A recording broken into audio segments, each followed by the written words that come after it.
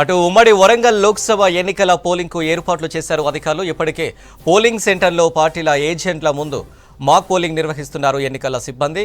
జిల్లాలో పోలింగ్ ఏర్పాట్లకు సంబంధించి మరిన్ని డీటెయిల్స్ కృష్ణమోహన్ అందిస్తారు.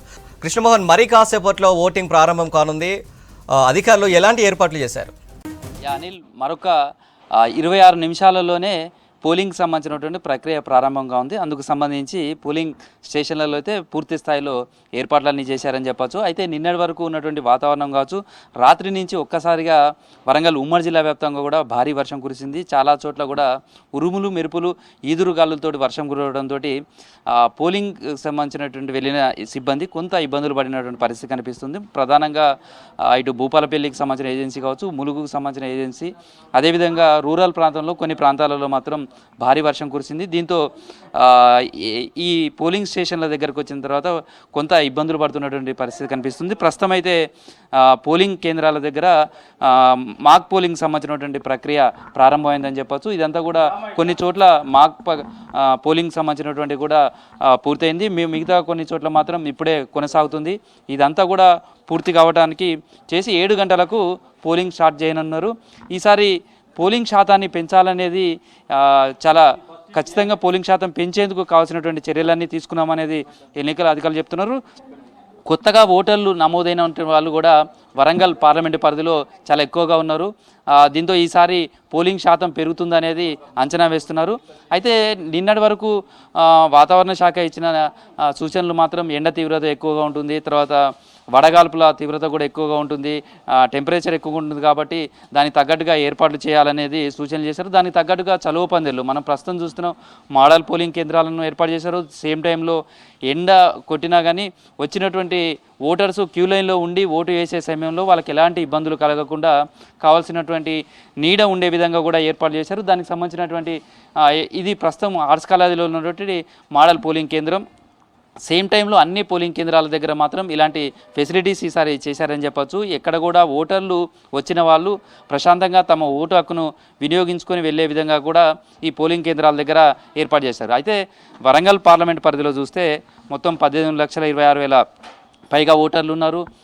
గత పార్లమెంట్ ఎన్నికలు కావచ్చు, తర్వాత municipal greater Warangal municipal corporation voting సంబంధించినటువంటి లెక్కలు కావచ్చు, అదేవిధంగా మొన్ననే జరిగినటువంటి అసెంబ్లీకి సంబంధించినటువంటి జరిగినటువంటి ఓటింగ్ శాతం కావచ్చు, ఇవన్నీ చూస్తే ప్రధానంగా రూరల్ ప్రాంతంలో ఓటింగ్ దాదాపు 90% పైగా అవుతుంది.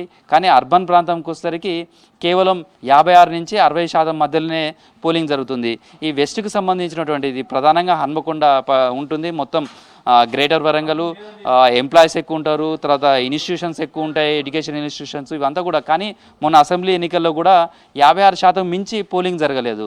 కానీ ఈసారి కొత్తగా ఓటర్లు నమోదవడంతో పాటు వాళ్ళలో చైతన్యం తీసుకొచ్చే కార్యక్రమాలు చేసామనేది చెప్తున్నారు. ఖచ్చితంగా పైకేరన్ లాంటివి తీసుకొచ్చారు. స్వచ్ఛంద సంస్థలలో వాళ్ళను కూడా భాగస్వామ్యం చేశారు.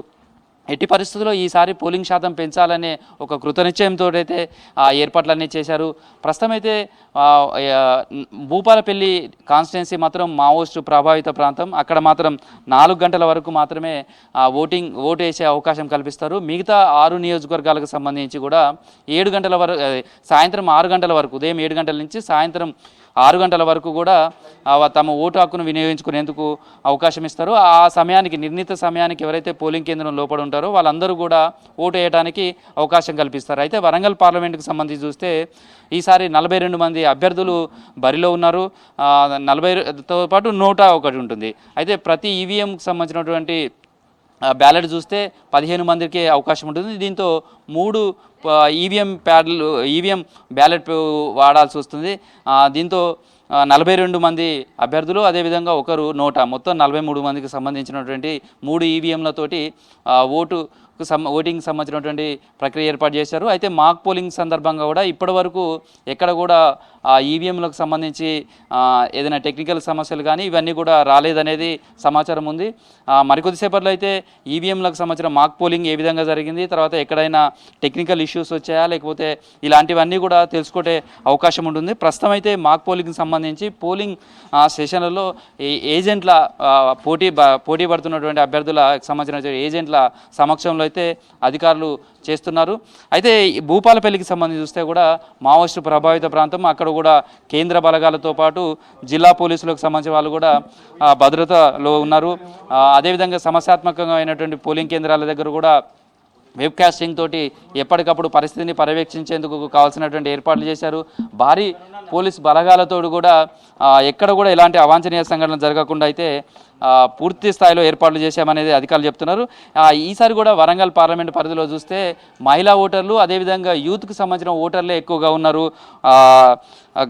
గతాన్ని చూస్తే కూడా ఈసారి కూడా అదే విధమైనటువంటి ఓటర్ల సంఖ్య కనిపిస్తుంది. మొత్తం 18,24,446 మంది అభ్యర్థులు ఉంటే ఇందులో పురుష ఓటర్లు 8,95,421 మంది ఉన్నారు. అదేవిధంగా స్త్రీలకు సంబంధించి ఫిమేల్కి సంబంధించిన ఓటర్స్ చూస్తే 9,28,648 మంది ఉన్నారు. మొత్తం 1900 పోలింగ్ కేంద్రాలను ఏర్పాటు చేశారు. దీనిలో 247 సమస్యాత్మక పోలింగ్ కేంద్రాలు ఉన్నాయి. ఇక్కడ కూడా సిఆర్పిఎఫ్ బలగాలు కావచ్చు, అదేవిధంగా కేంద్ర బలగాలు, తర్వాత పోలీస్కు సంబంధించినటువంటి వివిధ విభాగాలకు సంబంధించిన పోలీసు బలగాలు ఇవంతా కూడా ఈ భద్రతలో నిమగ్నమయ్యాయని చెప్పచ్చు.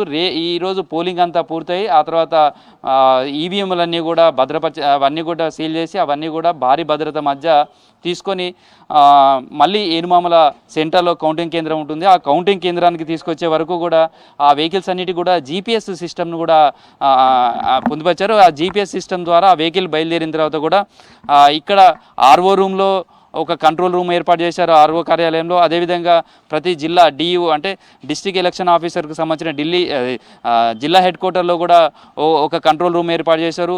ఎప్పటికప్పుడు పరిస్థితిని అక్కడి నుంచి అధికారులు సమీక్షించడంతో పాటు ఎక్కడైనా ఈవీఎంలు పనిచేయకపోయినా, టెక్నికల్ సమస్యలు వచ్చినా, మరే ఇతర సమస్యలు వచ్చినా ఇమీడియట్లీ అక్కడ టీమ్స్ వెళ్ళి ఆ సమస్యలు పరిష్కరించే విధంగా కూడా అన్ని ఏర్పాట్లు చేశారని చెప్పచ్చు. గత ఎన్నికలతోటి అసెంబ్లీ ఎన్నికలతో చూస్తే ఓటింగ్ శాతం కొద్దిగా తక్కువగా ఉంది. ఈసారి ఓటింగ్ శాతం పెంచేందుకు కూడా ప్రయత్నాలు చేస్తున్నామని చెప్తున్నారు. ప్రస్తుతం అయితే మాక్ పోలింగ్ సంబంధించినటువంటి ప్రక్రియ దాదాపుగా పూర్తయింది.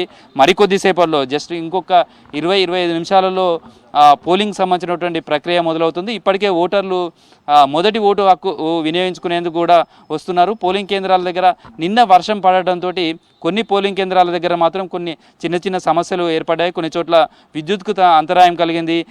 ప్రత్యామ్నాయ ఏర్పాట్లు చేసుకొని పోలింగ్ని అయితే నిర్ణీత సమయంలో అంటే 7 గంటలకు ఖచ్చితంగా స్టార్ట్ చేసే విధంగా కూడా అయితే సిబ్బంది నిమగ్నమే అని చెప్పచ్చు. ఈసారి పోలింగ్ శాతం కూడా పెరుగుతుంది అంచనా వేస్తున్నారు. ఎందుకంటే నిన్నటి వరకు చూస్తే నిన్న సాయంత్రం వరకు కూడా ఎండ తీవ్రత చాలా ఎక్కువగా ఉంది. ఉష్ణోగ్రతలు రికార్డు స్థాయిలో నమోదైనాయి. బయటికి రావాలంటేనే జనం భయపడే పరిస్థితి ఉంది. కానీ ఈరోజు చూస్తే మొత్తం ఒక్కసారిగా వాతావరణం అంతా కూల్గా వెదర్ మారిపోయింది. క్లైమేట్ కూడా చాలా ఆహ్లాదకరమైనటువంటి వాతావరణం ఉంది. దీంతో మధ్యాహ్నం వరకే చాలా ఓటింగ్ శాతం పెరిగే అవకాశం ఉంటుంది. ఈవినింగ్ 6 వరకు ఉంటుంది కాబట్టి ఆ ఇంపాక్ట్ ఎక్కువ ఉంటుంది. ఈసారి ఓటింగ్ శాతం పెరుగుతుంది అనేది అంచనా వేస్తున్నారు. దానికి తగ్గట్టుగా పూర్తి స్థాయిలో సన్నద్ధమయ్యే ఉన్నారనేదే చెప్పాలి. ప్రస్తుతం అయితే మాక్ పోలింగ్ సంబంధించినటువంటి ప్రక్రియ దాదాపుగా పూర్తయింది. మరొక కొద్దిసేపట్లోనే పోలింగ్ సంబంధించినటువంటి ప్రక్రియ మొదలవుతుంది. కేంద్ర ప్రభుత్వాన్ని ఎన్నుకునేందుకు ఓటర్లు ఇక్కడి నుంచి లోక్సభకు అభ్యర్థులను పంపించేందుకు సిద్ధమవుతున్నారని చెప్పచ్చు. అదేవిధంగా మహబూబాద్కు సంబంధించి కూడా అక్కడ కూడా ఏర్పాట్లు చేస్తున్నారు. మహబూబాద్కు సంబంధించి కూడా దాదాపు 15 లక్షల మంది ఓటర్లు ఈసారి ఓటు హక్కుకు సంబంధించినటువంటి వినియోగించుకొని ఉన్నారు. దాదాపుగా అక్కడ కూడా చూస్తే 23 మంది అభ్యర్థులు రంగంలో ఉన్నారు.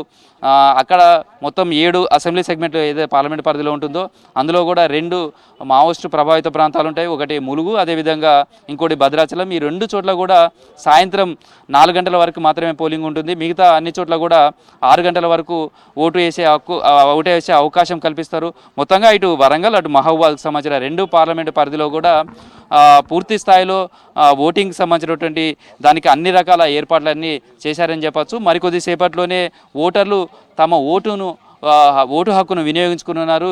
ఈ లోక్సభ స్థానాల నుంచి ఎవరిని పార్లమెంటుకు పంపించాలనే నిర్దేశించే నిర్ణయాన్ని ఓటర్లు తమ ఓటు హక్కు ద్వారా తెలియపరిచే అవకాశం మరికొద్దిసేపట్లోనే ప్రారంభం కానున్నది. అనిల్.